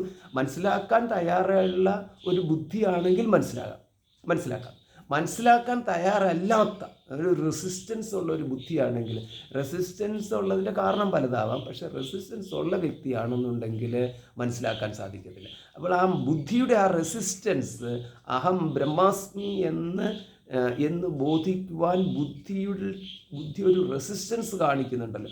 ആ റെസിസ്റ്റൻസ് ഒഴിവാക്കുന്നതിനെയാണ് ഈ സറണ്ടർ എന്ന് പറയുന്നത്. അല്ലാതെ സറണ്ടർ എന്ന് പറഞ്ഞു കഴിഞ്ഞാൽ ഉടൻ തന്നെ പോവുക, ഉടനെ സാഷ്ടാംഗം നമസ്കരിച്ചുകൊണ്ട് ഞാൻ എൻ്റെ സറണ്ടർ ചെയ്തിരിക്കുന്നുള്ള പ്രസ്താവന ഇറക്കി നാടകം കാണിക്കുക എന്നുള്ളതല്ല ഇതിനകത്ത് ഉദ്ദേശം. നമ്മുടെ ബുദ്ധിയുടെ റെസിസ്റ്റൻസാണ്, അവിടുത്തെ റെസിസ്റ്റൻസാണ് ഈ സറണ്ടർ എന്നുകൊണ്ട് ഉദ്ദേശിക്കുന്നത്. റെസിസ്റ്റൻസ് എന്ന് പറഞ്ഞു കഴിഞ്ഞാൽ നമ്മൾ അവിടെ അറിയാൻ നമ്മുടെ ബുദ്ധി വിസമ്മതിക്കുന്നു. അപ്പോൾ അറിയാനുള്ള ആ വിസമ്മതിക്കൽ ബുദ്ധിയെ നമ്മൾ അറിയാൻ വേണ്ടിയിട്ട് തയ്യാറെടുപ്പിക്കലിനാണ് ഇവിടുത്തെ സറണ്ടർ എന്ന് പറയുന്നത്. അതുകൊണ്ടാണ് നമ്മളിതൊന്നും തെറ്റിദ്ധരിക്കരുത് ഈ വാക്കുകളൊക്കെ കേട്ടിട്ട്. അല്ലെങ്കിൽ തെറ്റിദ്ധരിക്കപ്പെട്ട് കഴിഞ്ഞാൽ അവനവൻ്റെ ജീവിതം പാഴായി പോകുമെന്നുള്ളതല്ലാണ്ട് പ്രയോജനം വേറൊന്നുമില്ല. അപ്പോൾ ആത്മാവാരി ദ്രഷ്ടവ്യ എന്നുള്ളതിൻ്റെ തുടർച്ചയായിട്ടാണ് ഈ ഒരു പ്രയോഗം വന്നത്. മൈത്രി ആത്മനഃ നവാരി ദർശനേന ശ്രവണേന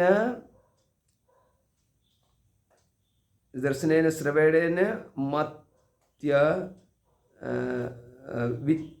വിജ്ഞാനേന ഇതം സർവം വിദിതം എന്ന്. വിജ്ഞാനേന എന്ന് പറഞ്ഞാൽ അറിയുന്നതിലൂടെ ഇത് മുഴുവനും അറിയപ്പെട്ടതായിട്ട് തീരുന്നു എന്ന്.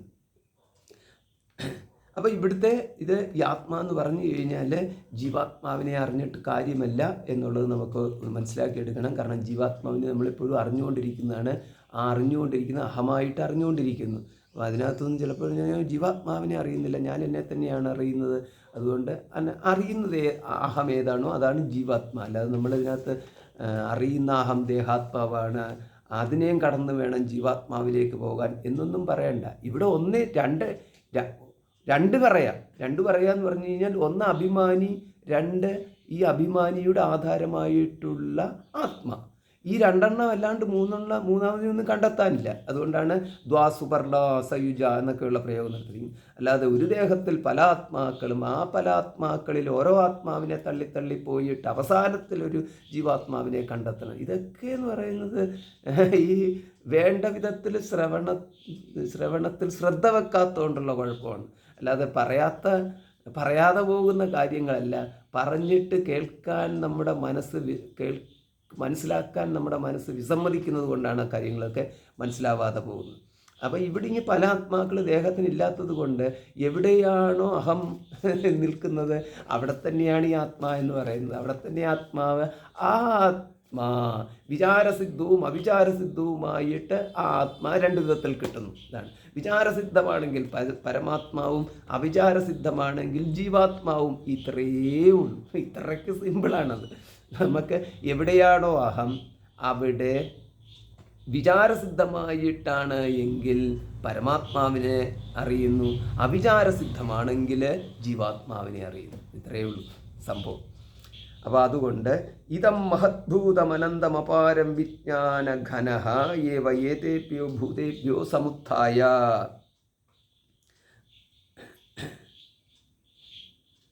താനേവ അനുവിനശ്യതി ന പ്രേത്യസജ്ഞാസ്തി. അപ്പോൾ ഈ ചൈതന്യ സ്വരൂപം ഇത് കാര്യകാരണാത്മകമായിട്ടുള്ള 5 ഭൂതങ്ങളിൽ നിന്നും സമുത്ഥാനം ചെയ്തിട്ട് എന്ന്. അപ്പം നമുക്ക് ഇവിടെ പറഞ്ഞിരിക്കുന്ന ഈ ആത്മാ ഉണ്ടല്ലോ, ഈ ആത്മാ ഈ ഭൂതങ്ങളിൽ നിന്ന് ഉയർന്നിട്ട് ആ ഭൂതങ്ങളെ തന്നെ അനുസരിച്ചിട്ട് താനും നശിക്കുന്നു. ആ ഭൂതങ്ങൾ നശിക്കുന്നതോടുകൂടിയിട്ട് ഇല്ലാതെയാകുന്നു എന്ന് പറയുമ്പോൾ നമുക്കിവിടെ ഒരു ആത്മവിനാശത്തിൻ്റെ ആത്മനാശം എന്ന് പറയുന്നത് ഒന്ന് ഒരു പ്രതീതി ഉണ്ടല്ലോ.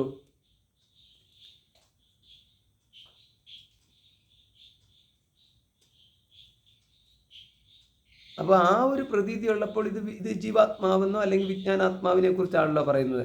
അങ്ങനെയല്ല. അത് എന്ന് പറഞ്ഞു കഴിഞ്ഞാൽ ഇതം മഹദ്ഭൂതം അനന്തമപാരം വിജ്ഞാനഘനഃ ഏവ ഏതേഭ്യോ ഭൂതേഭ്യോ സമുത്ഥായ താനിയേവ അനുവിനശ്യതി. അപ്പം താനി അനു അതിനെ ആശ്രയിച്ചിട്ട് നിർത്തും. താനി അനു എന്ന് പറഞ്ഞു കഴിഞ്ഞാൽ നമ്മൾ ഈ വൃക്ഷം അനു എന്നൊക്കെയുള്ള പ്രയോഗം കേട്ടിട്ടുണ്ടല്ലോ. അതുകൊണ്ട് ദ്വിതീയ അനു വന്നു കഴിഞ്ഞാൽ ദ്വിതീയ അതിനെ അനുസരിച്ച് എന്നുള്ള രീതി. അപ്പം ഭൂതങ്ങളെ അനുസരിച്ച്, അതാണ് താനി ഏവ അനു എന്നുള്ള, താനി അനു എന്നുള്ള ആ ഒരു പ്രയോഗമാണ് അവിടെ വന്നിരിക്കുന്നത്. അപ്പോൾ അവിടെ അനു വിനശ്യതി എന്ന്, വിനശ്യതി നശിച്ചു പോകുന്നു. ഏത് ഭൂതങ്ങളെ അനുസരിച്ച് വിനശ്യതി എന്നാണോ വരുന്നത്? അങ്ങനെയാണെന്നുണ്ടെങ്കിൽ ഭൂതനാശേ ആത്മനാശ എന്നുള്ള അർത്ഥം വരും, ആത്മനാശേ സർവനാശ എന്നുള്ള അർത്ഥം വരും. കാരണം ആത്മാവാണ് സർവം എന്നുള്ള പ്രയോഗം ഉണ്ടല്ലോ. ആത്മാവാരെ സർവം ഖല്ലിതം ബ്രഹ്മ, ആത്മാ ബ്രഹ്മമാണ്, സർവം ഖല്ലിതം ബ്രഹ്മമാണ്, സർവം ബ്രഹ്മവുമാണ്. അതുകൊണ്ട് ആത്മനാശേ എന്ന് പറഞ്ഞു കഴിഞ്ഞാൽ സർവനാശവും വരും. പക്ഷേ അങ്ങനെയല്ല.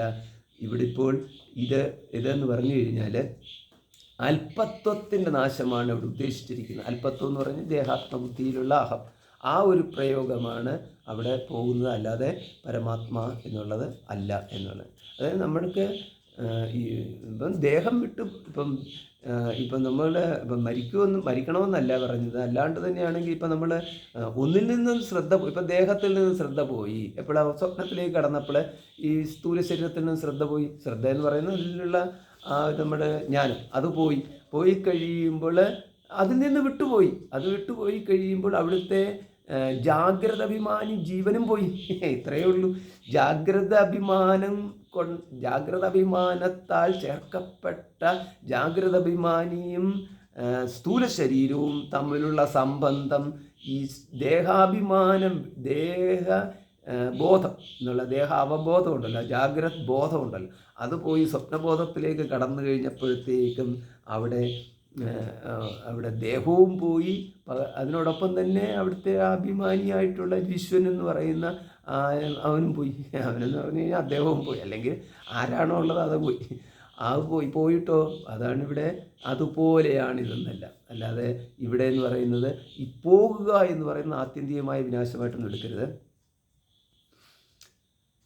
അതുകൊണ്ട് ഇവിടെ വാക്യത്തിൽ ആത്മാ എന്ന് പറഞ്ഞിരിക്കുന്നത് പരമാത്മാവിനെ തന്നെയാണ്, അല്ലാതെ വിജ്ഞാനാത്മാവിനെയോ ജീവാത്മാവിനെയോ അല്ല. കാരണം വിജ്ഞാനാത്മാവോ അല്ലെങ്കിൽ ജീവാത്മാവോ എന്നൊക്കെ പറഞ്ഞു കഴിഞ്ഞാൽ ആ ആത്മാവിനെ അറിഞ്ഞതുകൊണ്ട് സർവ്വം അറിഞ്ഞതായിട്ട് തീരത്തില്ല. കാരണം ആത്മാ എന്ന് പറയുന്നത് ദേഹി ഭേദമുള്ളതാണ്, ദേഹി ലോകഭേദമുള്ളതാണ്, അതായത് ഭോഗ്യ ഭേദമുള്ളതാണ്. ഇങ്ങനെയൊക്കെയുള്ള ഭേദങ്ങളോട് നമുക്കറിയാമല്ലോ. നമുക്കറിയാവുന്ന അഹം ഒരു പരിമിതനായിട്ട് അല്പനായിട്ടൊക്കെയാണ് നമ്മളറിയുന്നത്. അപ്പോൾ അവിടെ എന്ന് പറയുന്നത് അനല്പമായിട്ട് അപരിമിതമായിട്ടൊക്കെ എന്ന് പറയുന്നത് നമ്മൾ ഒരിക്കലും അറിയാൻ തയ്യാറാവാത്ത ഒന്നാണ്. അഹത്തിനെ അപരിമിതമായിട്ട് അറിയാൻ വിസമ്മതിക്കുന്ന ഒരു ബുദ്ധിയാണ് നമുക്കുള്ളത്. നമ്മൾ തയ്യാറല്ല. അതെന്തോ വലിയൊരു അതങ്ങനെ ആയിപ്പോയി കഴിഞ്ഞ് കഴിഞ്ഞാൽ പിന്നെ ഞാനല്ലാതായിത്തീരുന്നു കഴിഞ്ഞാൽ എനിക്കത് അനിഷ്ടമാണ്. ഇത്തരത്തിൽ നമ്മുടെ ബുദ്ധി വിസമ്മതിക്കും. അങ്ങനെ ഉണ്ടാകുന്ന ഒരു ഒരു ബുദ്ധി മാറ്റമോ അല്ലെങ്കിൽ അതൊരു ഭ്രാന്ത് പോലത്തെ ഒരു സ്ഥിതിയോ അല്ലെങ്കിൽ അങ്ങനത്തെ ഉള്ളതൊന്നും അല്ല. പിന്നെ ഒന്നും അറിയാതെ കണ്ണും അടച്ചുകൊണ്ട് അല്ലെങ്കിൽ ഊർദ്ധദൃഷ്ടിയായിട്ട് പിന്നെ വായുവിനെ പോലെ ചുറ്റിക്കറങ്ങുന്നവനായിട്ട് ഇതൊക്കെ എന്ന് പറയുന്ന ആൾക്കാരുണ്ടാക്കി വിട്ട കഥകളാണ്. ആത്മജ്ഞാനം കൊണ്ട് ആരും ഇവിടെ ഭ്രാന്തനായിട്ട് മാറുകയല്ല ചെയ്യുന്നത്. ആത്മജ്ഞാനം എന്ന് പറഞ്ഞാൽ സിമ്പിളായിട്ടുള്ളൊരു കാര്യമാണ്. അത് ഇരുട്ടാണെന്നും വെളിച്ചമാണെന്നും വേർതിരിച്ചറിയുന്നത് പോലെ ആത്മാവ് എന്താണെന്നും ലോകം എന്താണെന്നും ഭൂതം എന്താണെന്നും വ്യക്തമായിട്ട് അറിയുന്നത് മാത്രമേ ഉള്ളൂ. അല്ലാതെ ഇത് ആരുടെയും ബുദ്ധിക്ക് ഭ്രമം ഉണ്ടാക്കി കൊടുക്കുന്നതല്ല.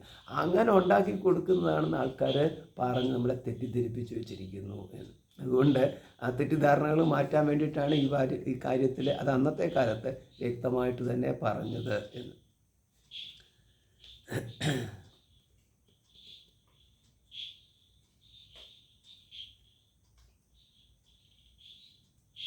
അപ്പോൾ എന്ന് പറഞ്ഞു കഴിഞ്ഞാൽ ഒന്നിനെ അറിഞ്ഞാൽ മറ്റൊന്നും അറിയത്തില്ല. അത് തന്നെയാണ് എല്ലാമെങ്കിൽ മാത്രമേ അതിനെ അറിയത്തുള്ളൂ. ഇത് നമ്മൾ മനസ്സിലാക്കണം. എല്ലാം അറിഞ്ഞതായി തീരണമെങ്കിൽ എല്ലാം ഒന്ന് തന്നെ ആയിരിക്കണം. ആ ഒന്ന് തന്നെ എന്ന് പറഞ്ഞു കഴിഞ്ഞാൽ എല്ലാം കൂടെ ചേർന്ന് ഒന്നാണ് എന്നുള്ളതല്ല, പകരം ഒന്നാണ് എല്ലാമായി ചേർന്നത് എന്നുള്ളതാണ്. അത് വ്യത്യാസമുണ്ട്. എല്ലാം കൂടെ ചേർത്താൽ മാത്രമേ ഒന്നാവത്തുള്ളൂ എന്നുണ്ടെങ്കിൽ നമ്മൾ പരമാത്മാവിനെ ഉണ്ടാക്കിയെടുക്കാൻ ഒരുപാട് കഷ്ടപ്പെടേണ്ടി വരും. കാരണം നമ്മുടെ കൈവിട്ടേതെങ്കിലും ഒന്ന് നമ്മൾ സ്വർഗ്ഗലോകം വരെയുള്ളതിനെയും പാതാളം തുടങ്ങി ബ്രഹ്മലോകം വരെയുള്ള എല്ലാത്തിനെയും കൂടെ ചേർത്ത് നിർത്തിയിട്ട് അത് മുഴുവൻ നിറഞ്ഞു നിൽക്കുന്ന ഒരു പരമാത്മാവിനെ കാണാൻ ശ്രമിച്ചു കഴിഞ്ഞാൽ അതിൻ്റെ ഇടയ്ക്ക് ഏതെങ്കിലും ഒരു പുഴു വിട്ടുപോയി കഴിഞ്ഞ് കഴിഞ്ഞാൽ നമുക്കതൊരു പ്രശ്നമുണ്ടാകും. അപ്പോൾ എന്ന് പറഞ്ഞു കഴിഞ്ഞാൽ പിന്നെ നമ്മൾ വിട്ടുപോയൊരു ലോകം, അതാണ് ഒരു പൊടി. അത് ഉണ്ടല്ലോ ബ്രഹ്മാണ്ഡ ഭൂതങ്ങൾ ഒരുപാട് ആവർത്തിച്ചിട്ട് വരുന്നത് കാരണം എന്തെങ്കിലും ഒന്ന് വിട്ടുപോയി കഴിഞ്ഞാൽ അതിനെ ചേർക്കാൻ സാധിക്കാത്തത് കൊണ്ട്. പിന്നെ ഇതെല്ലാം കൂടെ ചേർക്കാൻ പറ്റി വിശാലമായൊരു മനസ്സൊന്നും അങ്ങനെയൊന്നും ഇല്ലല്ലോ നമുക്ക്. ഒന്ന് പാതാളത്തെക്കുറിച്ച് ചിന്തിച്ച് കഴിഞ്ഞാൽ ബ്രഹ്മലോകം വിടും, ബ്രഹ്മലോകത്തെക്കുറിച്ച് ചിന്തിച്ച് കഴിഞ്ഞാൽ മറ്റുള്ളതെല്ലാം വിടും. നമുക്ക് എന്തെങ്കിലും ഒരിക്കലും ഒന്ന് മാത്രമേ ചിന്തിക്കാൻ സാധിക്കത്തുള്ളൂ. അങ്ങനെയാണ് നമ്മുടെ ബുദ്ധിയുടെ മനസ്സിൻ്റെയൊക്കെ പരിമിതത്വം എന്ന് പറയുന്നത്. നമ്മുടെ ഇന്ദ്രിയങ്ങളുടെ പരിമിതത്വം പോലെ തന്നെയാണ് ഇതിൻ്റെയൊക്കെ പരിമിതത്വം. കാരണം ഇന്ദ്രിയങ്ങളുടെ കണ്ണിന് ഒന്നിനെ നോക്കിയാൽ മറ്റൊന്നിനെ നോക്കാൻ പറ്റത്തില്ലല്ലോ. മുന്നിലുള്ളത് നോക്കിയാൽ പിന്നിലുള്ളത് കാണാത്തത് പോലെ നമ്മുടെ മനസ്സിലെന്ന് പറഞ്ഞ് നമ്മൾ ഒന്നിനെ ചിന്തിക്കാൻ മറ്റൊന്നിനെ ചിന്തിക്കാൻ പറ്റത്തില്ല. ബുദ്ധി എന്ന് പറഞ്ഞ് ഒന്നിനെ അറിയുമ്പം മറ്റൊന്നിനെ അറിയാൻ പറ്റത്തില്ല. മനസ്സെന്നും ബുദ്ധി എന്നുള്ള ഭേദം കൊടുക്കേണ്ട. കാരണം ഒന്നിനെക്കുറിച്ച് ഒരു വൃത്തി വന്നാൽ, ഒന്നിനെ അറിയണമെങ്കിൽ ഒരു വൃത്തി വരണം, മറ്റൊന്നിനെ അറിയണമെന്നുണ്ടെങ്കിൽ മറ്റൊരു വൃത്തി വരണം. അതാണ് മനസ്സിൻ്റെ ആ സ്ഥലത്തെ സ്ഥിതിയാണ് വൃത്തി എന്ന് പറയുന്നത്, വേറെ ഒന്നല്ല. ഘടത്തെ അറിയുമ്പോൾ ഘടവൃത്തി, മടത്തെ അറിയുമ്പോൾ മടവൃത്തി, പടത്തെ അറിയുമ്പോൾ പടവൃത്തി, ഗജത്തെ അറിയുമ്പോൾ ഗജവൃത്തി, ഇപ്രകാരമുള്ള വൃത്തിഭേദങ്ങളെന്ന് പറയും. അപ്പോൾ എന്തെങ്കിലും ഒന്നറിയണമെന്നുണ്ടെങ്കിൽ തഥാകാരമായിട്ട് മനസ്സ് നിൽക്കണം, അല്ലെങ്കിൽ ബുദ്ധി നിൽക്കണം. ആ തഥാകാരമായിട്ട് ബുദ്ധി നിൽക്കുമ്പോൾ ഏതാകാരമായിട്ട് നിന്നാലാണ് സർവവും അതിനകത്ത് വരിക എന്ന് പറയുന്നത്. അപ്പോൾ സർവാകാരമായിട്ട് ബുദ്ധിയെ നിർത്തുക എന്ന് പറഞ്ഞു കഴിഞ്ഞാൽ ഇപ്പോൾ എങ്ങനെയാണ് നമ്മൾ സർവാകാരമായിട്ട് നിർത്തുക? നമ്മൾ അറിഞ്ഞതിൻ്റെ ആകാരത്തിലല്ലേ ബുദ്ധിയെ നിർത്താൻ പറ്റത്തുള്ളൂ. ഒന്നുകിൽ അറിയുന്ന ഒരു കരണം വേണം. അപ്പോൾ ആ കരണത്തിനനുസരിച്ചിട്ട് തഥാകാരവൃത്തി സാധ്യമാണെന്നുണ്ട്. അതുകൊണ്ടാണ് നമുക്ക് ചക്ഷുകരണമായിട്ട് ഉപയോഗിച്ച് കഴിയുമ്പോൾ ഗജത്തെ കണ്ടിട്ട് ഗജാകാരവൃത്തി മനസ്സ് അന്ധഃകരണത്തിലുണ്ടായി ഇത് ഗജമാണെന്നുള്ള അവബോധത്തിൽ നിൽക്കാൻ പറ്റുന്നു. അപ്പം സർവാകാരത്തെ നമ്മൾ ബുദ്ധിയിലേക്ക് കൊണ്ടുവരണമെന്നുണ്ടെങ്കിൽ, വൃത്തിയാക്കണമെന്നുണ്ടെങ്കിൽ സർവത്തെയും അറിയുന്ന ഒരു കാരണത്തെ വേണം. സർവത്തെയും അറിയുന്ന കാരണം ഏത് കാരണത്താൽ സർവത്തെയും അറിയുന്നു? അപ്പോൾ നമുക്കത് നമ്മുടെ പരിമിതമായ ബുദ്ധിയാണ് അവിടുത്തെ കാരണമെന്ന് പറഞ്ഞു കഴിഞ്ഞാൽ, ബുദ്ധി കാരണമായിക്കൊണ്ട് ബുദ്ധിയിൽ തന്നെ വൃത്തി ഉണ്ടാക്കുക എന്ന് പറയുമ്പോൾ നമുക്ക് ബുദ്ധി എങ്ങനെ അതിന് കാരണമാകുന്നു എന്നാണ്. ബുദ്ധി കാരണമാവണമെന്നുണ്ടെങ്കിൽ ബുദ്ധിയെ കാരണമാക്കണം. അപ്പം ബുദ്ധിക്ക് സ്വയം കാരണമാവാൻ സാധ്യമാവുന്നില്ല ഇന്ദ്രിയങ്ങളെ പോലെ. അതാണ് എൻ്റെ വ്യത്യാസം. ഇന്ദ്രിയങ്ങൾക്ക് സ്വയം കാരണമാവാൻ സാധിക്കും. നമുക്ക് കണ്ണ് തുറന്നാൽ മതി.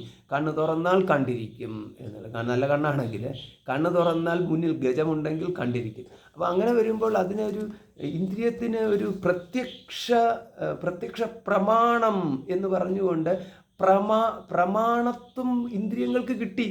അപ്പോൾ അങ്ങനത്തെ ഒരു പ്രമാണത്വം ബുദ്ധിക്ക് കിട്ടിയിട്ടില്ല. കാരണം ബുദ്ധി വിചാരിക്കുമ്പോൾ അവൻ അറിയുന്നവനായിട്ട് മാറുന്നു. ബുദ്ധിക്ക് സ്വയം അവിടെ എന്ന് പറയുന്നത് ഈ പ്രമാണത്വം ഇല്ല. അത് കാരണം ബുദ്ധി അങ്ങോട്ട് കൽപ്പിച്ചു, കാണട്ടെ, അതുകൊണ്ട് ഉടനെ കണ്ടു, ആത്മാവിനെ കാണട്ടെ, ഉടനെ ആത്മവൃത്തി ബുദ്ധി അങ്ങോട്ട് സ്വയം കാരണമായി മാറിക്കൊണ്ട് സ്വയം അതിൽ തന്നെ ആത്മവൃത്തിയാക്കിക്കൊണ്ട് അല്ലെങ്കിൽ സർവ്വവും വൃത്തിയുമാക്കിക്കൊണ്ട് ഒന്നും സാധ്യമല്ല. കാരണം ബുദ്ധി അവിടെ പ്രത്യക്ഷാദി പ്രമാണങ്ങളെ പോലെയുള്ള ഒരു പ്രമാണം അല്ല എന്ന് ഇത് നമ്മൾ വ്യക്തമായിട്ട് മനസ്സിലാക്കണം. അല്ലെന്നുണ്ടെങ്കിൽ എൻ്റെ ബുദ്ധി അതെൻ്റെ ബുദ്ധി എന്ന് പറയുന്നത് വലിയ കാര്യമായിട്ട് കൊണ്ടു നടക്കും. പിന്നെ ഇപ്പം എന്താ വേണ്ടത്? അതിനാണ് പറയുന്നത് ബുദ്ധിയെ പ്രമാണമാക്കണം എന്നുള്ളതാണ്. അത് ബുദ്ധിയെ കാരണമാക്കണമെന്ന്. അപ്പം പ്രമാണം എന്ന് പറഞ്ഞു കഴിഞ്ഞാൽ അറിയാൻ സഹായിക്കുന്ന ഒന്നാണ്. അപ്പം ബുദ്ധി ഇവിടെ സ്വയമേവ അവനവൻ്റെ ബുദ്ധി എന്ന് പറയുന്നത് അവനവൻ്റെ നിയന്ത്രണത്തിലുള്ളതാണ്. അത് സ്വയം പ്രമാണമാവത്തില്ല. അപ്പോൾ ബുദ്ധിയെ പ്രമാണമാക്കണമെന്നുണ്ടെങ്കിൽ ശാസ്ത്രം അവിടേക്ക് കൊണ്ടുവരണം. അപ്പോൾ ശാസ്ത്രത്താൽ ബുദ്ധി, ഇപ്പം ശാസ്ത്രത്താൽ സമ്പുടമായ നിറഞ്ഞിരിക്കുന്ന ബുദ്ധി അത് കാരണമായിട്ട് പ്രവർത്തിക്കുന്നുള്ളത്. അപ്പോൾ അവിടെ ശാസ്ത്രം പ്രവർത്തിക്കുന്നു പറഞ്ഞു കഴിഞ്ഞാൽ ശാസ്ത്രത്തെ സ്വീകരിച്ച ബുദ്ധി, ശാസ്ത്രം എന്ന് പറഞ്ഞാൽ ശാസ്ത്രജ്ഞാനമാണ് ഉദ്ദേശിക്കുന്നത്. അപ്പോൾ ജ്ഞാനം, അപ്പോൾ ശ്രവണേന മനനേന നിധിധ്യാസനേന, അപ്പോൾ ഇപ്രകാരമായി കഴിയുമ്പോൾ അവിടെ അനന്യപ്രോക്തേഗതിരത്ര നാസ്തി എന്ന് പറഞ്ഞത് മാതിരി അവിടെ ആ ബുദ്ധിക്ക് ദൃശ്യതേ ത്വഗ്രിയാ ബുദ്ധിയാ സൂക്ഷ്മയാ സൂക്ഷ്മദർശിബി എന്ന് പറഞ്ഞ പോലെ ആ ബുദ്ധി അവിടെ ആത്മാവിനെ അറിയാൻ സാധിക്കുന്ന തരത്തിലുള്ള ഒരു കാരണമായിട്ട് മാറുന്നു. അപ്പോൾ അങ്ങനെ അപ്പോൾ അവിടെ അതിനെ പ്രമാണം കിട്ടി. അപ്പം പ്രമാണം എന്ന് പറഞ്ഞാൽ ബുദ്ധിയല്ല ഇവിടെ പ്രമാണം, പിന്നെ ജ്ഞാനത്തോടുകൂടിയ ബുദ്ധിയുമല്ല ഇവിടെ പ്രമാണം. പകരം അവിടെ ഈ ബുദ്ധിയെ ഒരു കേൾക്കാൻ തിരിച്ചറിയാൻ പറ്റിയ തരത്തിൽ യോഗ്യത ആ ബുദ്ധിക്ക് എന്താണോ കൊടുത്തത് ഇത് ശാസ്ത്രമാണ്. അതുകൊണ്ട് ശാസ്ത്രമാണ് അവിടുത്തെ പ്രമാണം. അതാണ് ശ്രോതവ്യ എന്ന് പറഞ്ഞിരിക്കുന്നത്. അതാണ് ആ ശ്രോതവ്യ. പിന്നെ മന്തവ്യ എന്ന് പറഞ്ഞിരിക്കുന്നത് ശ്രവണം അനുസൃത്യ മന്തവ്യ എന്നുള്ളതാണ്. അല്ലാതെ കേട്ടതൊന്ന് ചിന്തിക്കുന്നത് വേറെ എന്നുള്ളതല്ല. നമ്മൾ ഒന്ന് കേട്ടു, പിന്നെ അതിന് ശേഷം അടപടല നാട് മുഴുവൻ ഒന്ന് ചുറ്റിക്കറങ്ങി വീണ്ടും തിരിച്ചു വന്നു, പിന്നെയും ഒന്ന് കേട്ടു. അത് പിള്ളേരെ ഭക്ഷണം കൊടുക്കുന്നത് മാതിരി ഇവൻ്റെ വായിലേക്ക് ഒരു ഉരുള വെച്ച് കൊടുത്തോടും തന്നെ അവൻ തുള്ളി കറങ്ങി നടന്നുകൊണ്ട് സൈക്കിളിലും കയറി അല്ലെങ്കിൽ മറ്റേതിലും കയറി കറങ്ങി ആ മുറിയിൽ ഒന്ന് കറങ്ങി അടിച്ച് വെള്ളം വെച്ചതിന് ശേഷം അത് തീർന്നതിന് ശേഷം വീണ്ടും തിരിച്ചു വന്നിട്ട് വീണ്ടും ഒരു ഉരുള വെച്ച് കൊടുത്ത് അതും വീണ്ടും കറങ്ങിയിട്ട് ലോകം മുഴുവൻ കറങ്ങി തിരിച്ചു വരുന്ന മാതിരിയുള്ള ഒരു കറക്കലല്ല മന്തവ്യ എന്ന് പറഞ്ഞു കഴിഞ്ഞാൽ. ശ്രോതവ്യയുടെ തുടർച്ചയായിട്ടുള്ള മന്തവ്യ ആയതുകൊണ്ട് കേട്ടതിനെക്കുറിച്ചാണ് ചിന്തിക്കേണ്ടത്. അല്ലാതെ അറിയാവുന്ന നാട്ടറിവ് മുഴുവൻ വെച്ചുകൊണ്ടെടുത്ത് ചിന്തിച്ചിട്ട് കുളമാക്കി വെക്കാൻ പാടില്ല എന്ന് പറഞ്ഞു കഴിഞ്ഞാൽ നമ്മൾ ആധ്യാത്മികതയുടെ പേരിൽ ഒരുപാട് കാര്യങ്ങൾ അറിഞ്ഞു വെച്ചിട്ടുണ്ട്. ലോകത്തിൻ്റെ കാര്യങ്ങൾ നമ്മൾ തീർച്ചയായിട്ടും അറിഞ്ഞു വെച്ചിട്ടുണ്ട്. പിന്നെ എവിടെയൊക്കെ സംബന്ധം ഉണ്ടാക്കാൻ പറ്റുമോ അത് മുഴുവൻ നമ്മൾ ഭൂതക്കണ്ണാടികൾ വെറുതെ ഭൂതക്കണ്ണാടി സിനിമ ഭൂതക്കണ്ണാടിയും വെച്ചുകൊണ്ടിരിക്കുകയാണ്, ഇതും വെച്ചുകൊണ്ട് ഇങ്ങനെ നോക്കിക്കൊണ്ടിരിക്കുകയാണ്. എന്ത് കണ്ടാലും എന്ത് കേട്ട് കഴിഞ്ഞാലും അവിടെ നമ്മൾ അതും ഇതും കൂടെ ചേർത്ത് ശേഷം നമ്മളൊരു കാര്യങ്ങൾ ഉണ്ടാക്കിയെടുക്കും.